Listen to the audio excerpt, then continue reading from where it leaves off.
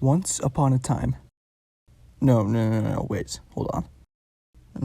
No, that's copyrighted. It was a dark and stormy night. No, it wasn't. It was perfectly fine, and that's not what I need. Not quite. Yes, that's the one.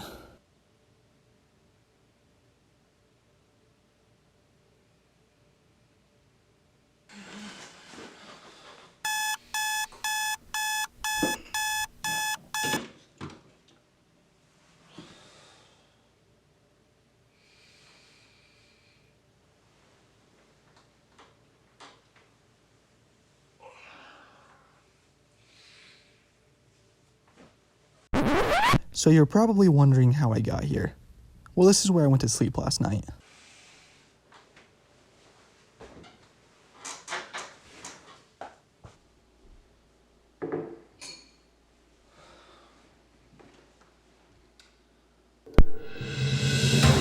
Breaking news! The president has been kidnapped. The infamous group of terrorists called People Experiencing Nefarious Impulses Syndicate are demanding a ransom to return our beloved leader. But here's the catch. They don't want money. They want a man. This man, in fact. That's right, folks. You heard it here first. These terrorists want the best man to ever work in the FBI. If you are a friend or a loved one, urge him to surrender himself so we can have our president back. Now, I'm going to turn you over to my associate, and he will fill you in on everything you need to know about People Experiencing Nefarious Impulses Syndicate. Thank you. The syndicate was formed by Adolf Hitler, Elvis Presley, and Stanley Kubrick in 1492 after Columbus sailed the ocean blue.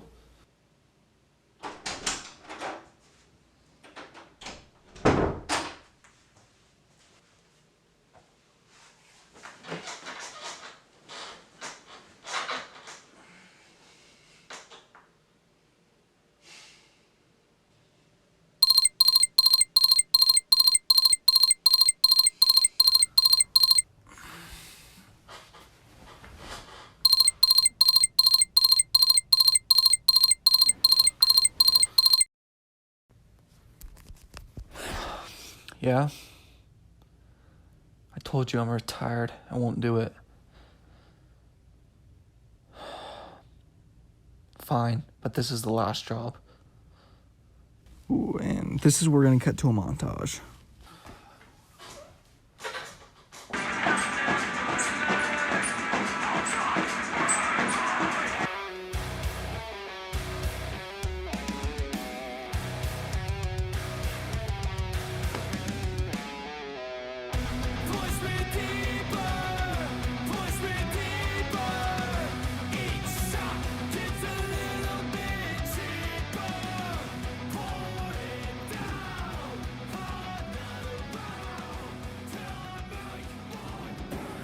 How many shots do you take?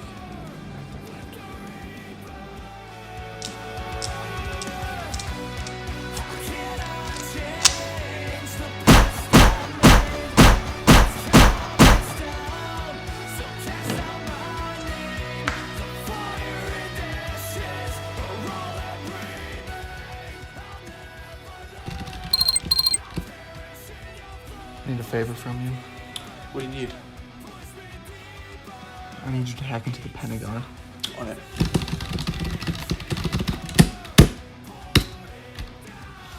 Done. Thanks.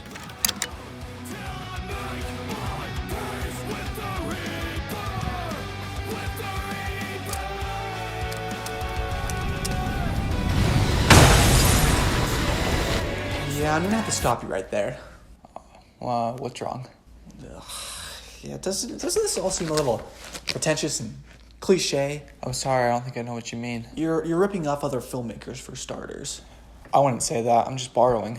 Borrowing is tasteful, and this is anything but tasteful. You named your main character the protagonist, and Nolan already did that. I love Christopher Nolan, and I just want to honor him. So in writing, and I quote, Tarantino trunk shot, you're just honoring him as well? Yeah. But what about everything else? I don't think I'm following you. Your entire script is just a collage of cliches. Yeah, I guess so, but all these story beats are cliche for a reason. And why's that? Because they work and everyone loves them, and if everyone hated them, then no one would use them and they wouldn't be cliche.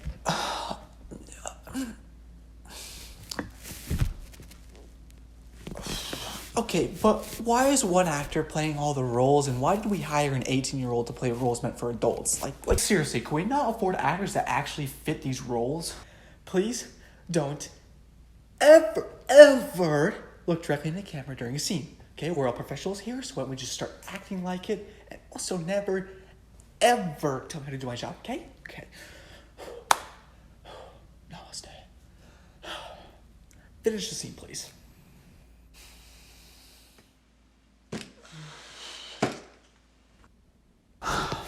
How am I going to sell this movie? Because advertising a movie as a copy of literally every other movie is not going to get butts in seats. Respectfully, sir, I disagree. Yes, of course, but why? We live in a day and age where everyone wants to be original, but it's 2022 and every story has already been told, so every new story is just someone copying someone else. You see, it's like a one-directional flow of inspiration. Frank Herbert wrote the most influential piece of sci-fi media back in 1965, and soon after its release, a young French-Canadian kid named Denis Villeneuve picked up the book and was inspired to become a storyteller.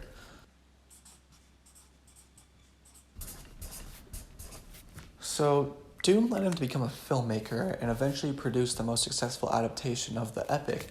But along that journey, he made a movie called Arrival, and shortly after its release, a young man named Brock Eastwood came along and saw it and fell in love with it.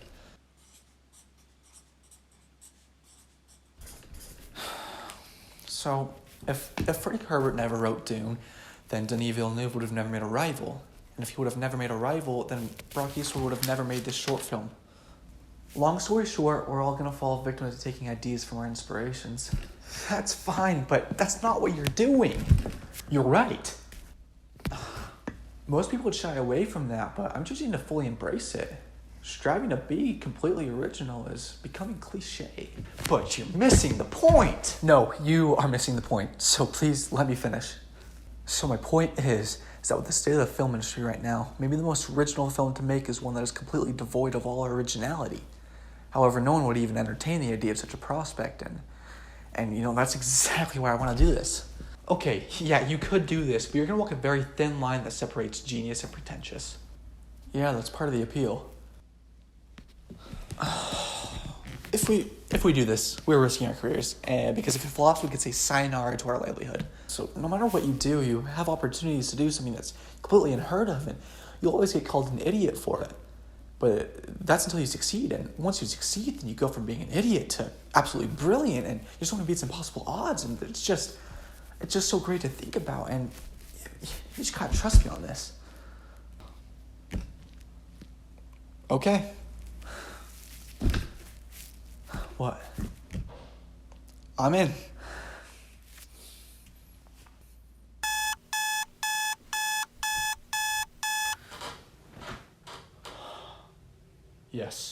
Yes.